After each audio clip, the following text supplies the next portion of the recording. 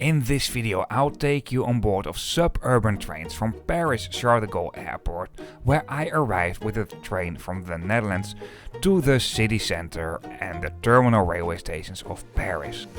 Even though this channel is not about promoting flying at all.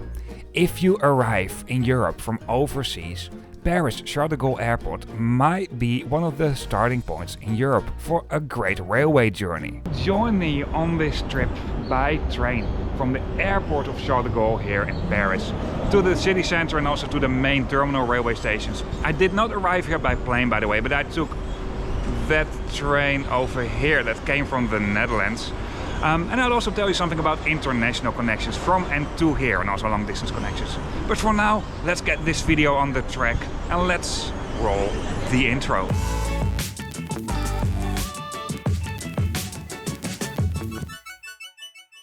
Earlier that morning I took a Eurostar, the former Thalys train from the Netherlands to Paris, that arrived in Charles de Gaulle. The train was heading to Marne-la-Vallée, what is the Disneyland railway station. Most of these Eurostar trains do terminate at the railway station of Paris North, but they were all fully booked. And around the city of Paris you also find another high-speed line. Basically, most trains that will bypass the city of Paris will use this high-speed line, where you find two railway stations, Charles de Gaulle Airport and Marne-la-Vallée, what is the Disneyland railway station. This map here shows what railway stations can be reached from Paris with a maximum travel time of 8 hours. So these are basically the destinations where you shouldn't fly from or to if you go to Paris. And actually this goes, in my opinion, a little bit more beyond this point. However, even if you're a very light train traveler, I think that these destinations are still train destinations if you're going from and to Paris. This YouTube channel is mainly focusing on long distance and or international traveling to show you what it's like to travel on a more sustainable way of transportation. And before I dive into the topic of this video, I'd like to show you a graph of the environmental impact I had for the high-speed trains on this route, at least if I travel by train, car and plane on the routes from Rotterdam to Nice, and Paris is on this way. I made a roughly calculation and I found out that the amount of energy we need to heat up our house for the entire winter, autumn and spring, including showering, and I have to add up to this, we work a lot from home, is less polluting than what you need for 2 people if you go up and down by plane to Nice in the south of France. I'm just saying, the aviation industry is talking a lot about sustainability, but they really have a long way to go. And this is why I have this YouTube channel, to show you what it's like to travel on a more sustainable way of transportation, and then mainly focusing on cross-bordering and international traveling. And even though the suburban train from the airport of Paris to the city center and the main terminal railway stations isn't a really, long distance or international train, this is quite an important airport for people who come here from overseas and start their railway journey within Europe. I get back to this a little bit later on in the video. For now, let's wander around and check out the railway station at airport of Charles de Gaulle in Paris. This is the railway station at Terminal 2, and at Terminal 2 you will find both the high-speed trains and the suburban trains. This station is rather big. There are many shops, places where you can buy some food and drinks, and also some obviously travel related shops, both for the airlines but also for the railway companies, obviously. Information about departing trains has been given crystal clear all over the place. You find separate screens for the main line and for the suburban trains. For the mainline trains you find the blue screens that will host information about departing trains. The same thing counts, by the way, for the suburban trains. And the green screens for the mainline trains do host information about arriving trains. Directions have been marked crystal clear all over the place. There are quite some spots where you can just take a sit and wait for your train, obviously. And you can also charge your mobile devices over here. There are quite some power sockets. Free Wi-Fi is also available, although I did not test this out. For now, let's buy a ticket in one of the vending machines for the suburban train to the city center of Paris. There are quite some vending machines, and I guess sometimes you might have to queue a bit here. And this ticket cost me a whopping €11.80. Well, don't get me wrong, I still think it's the best way to travel between the city center and the airport. However, the price you pay per kilometer you travel is relatively high, and especially if you compare this to the long distance trains in France and basically everywhere. Within the airport, the railway station has been marked crystal clear, and the same thing counts within the railway station. It has been marked crystal clear what way to go to for the mainline trains, so the high-speed trains, and what way to go to for the suburban trains, so basically the trains to Paris. Quick interruption of this video.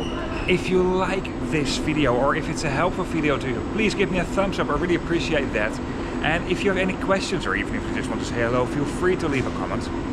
And at last, if you'd like to see more trip reports about more sustainable ways of transportation, the main focus for this channel is cross-bordering and or long-distance traffic, then hit that subscribe button if you haven't done this already. For now, let's continue with this video. Let's head back to the railway station of Paris Charles de Gaulle Airport, Terminal 2. For the trains to Paris, there are some access gates. And the platform itself, it's not that special. It's just a platform with 2 tracks, and at Terminal 2 this is a terminal track. What basically means the trains do start or end their journey here. The RER trains are the suburban trains of Paris. It's something like between a metro and a local train. Line B is serving the airport. Take into account that you will find 4 terminal railway stations, so the train might go to other spots. So if you are in the train to the airport, just note that you have the train that has the final destination, the airport. And this here is the map of the RER trains in Paris. These trains do serve the greater Paris area. By the way, from 2027 there will be way more express services launched, and also the travel time between the airport and the city center will be reduced by half of the current travel time. Anyway, for this moment, these are the trains you can expect if you travel to the city center, and I think they will stay here anyway.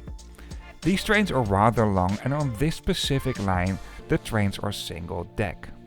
And because these trains are rather long, you have quite a high capacity. But with long trains, just try to look for other spots, because it happens pretty often that one part of the train is really busy while the other part of the train is pretty quiet. At the platform you will find clear departure screens, and this here is the interior of the train. It's really simple. I mean, what do you expect? It's just a commuter train.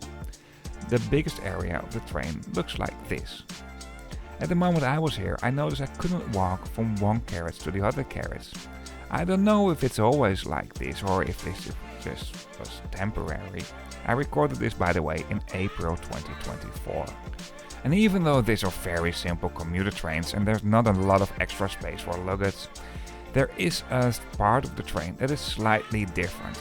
And that's the accessible area and also the area where you can go to if you're traveling with a bike, and that's over here. Near these areas I noticed some extra space for luggage, for example this area here on the left. Though that's basically it. I mean, these trains are very simple, really don't expect too much from it. There are no toilets, there's no Wi-Fi. However, there is CCTV available. Information about the route has been given on line maps straight above the entrance doors, and there are some extra points where you find some more information about the routes. From early 2027 there will be faster trains between Paris Charles de Gaulle Airport and the city center, and also there will be a new station with some other trains that will serve a new terminal, what is Terminal 4. Terminal 1 and 3 do have another station at the airport, and this is only being used for the RER trains, and that's the station you can see over here. I have no idea how this all looks at the terminal itself, but I think it's way smaller than the station at Terminal 2, where you also find the high-speed trains. And these are the views from the train along this route from Charles de Gaulle Airport to the city center. It's definitely not a scenic route. While I show you this, I will tell you a little bit more about this channel, like I mentioned before. This YouTube channel is mainly focusing on cross-bordering and long-distance traveling to show you what it's like to travel in a more sustainable way of transportation. And even though this is not a long distance and especially not an international train, Paris Charles de Gaulle Airport is an important airport for people who travel from overseas to Europe, and this might be a great point to start your railway journey within Europe. Also, hopefully I can reach out to some people who wouldn't consider the train otherwise. And the main reason for me to have this channel is because it's about sustainability. I mean, there's a lot of criticism on, focusing too much on individual carbon savings, because, the big corporations, they pollute most. But a fact is, and especially when it comes to the aviation industry, the only way to reduce emissions is to reduce demand. Basically, every decision you make as a consumer can have an impact. And if you choose to travel, choosing for a more sustainable option can have a big impact on this. I changed RER train at the railway station of Paris Gare du Nord, so Paris North station. For long distance trains, this is also a terminal station, and you find international trains from Paris North station to the UK, Belgium, the Netherlands and big parts of Germany. Germany is also being served by Paris East station. I changed to another RER train, and that was a double-deck train that took me to the railway station of Paris Gare de Lyon. From here on you find also international trains to Spain, Italy, Switzerland and obviously also domestic trains within France. And that's one of the trains that I took for my next journey. Related videos can be found in the description of this video, by the way. I hope you like this video or this has been a helpful video to you. If so, please give me a thumbs up, I really appreciate that. And if you would like to see more trip reports, this channel is mainly focusing on long distance and cross-bordering traveling to show you what it's like to travel in a more sustainable way of transportation. Then hit that subscribe button if you haven't done this already. For now, that's the end of this video. I'm now at Gare de Lyon, and from here on I'll take a TGV and high-speed train to Nice in the south of France, not too far away from the Italian border. See you on the next video. Once again, thank you so much for watching. Related videos can be found in the description of this video. Other trip reports can also be found on this channel, and if you don't want to miss anything, you can also hit the subscribe button. Apart from all this, in the description of this video on YouTube you find a link to a map, and on this map you can find all videos as well, but then on a map.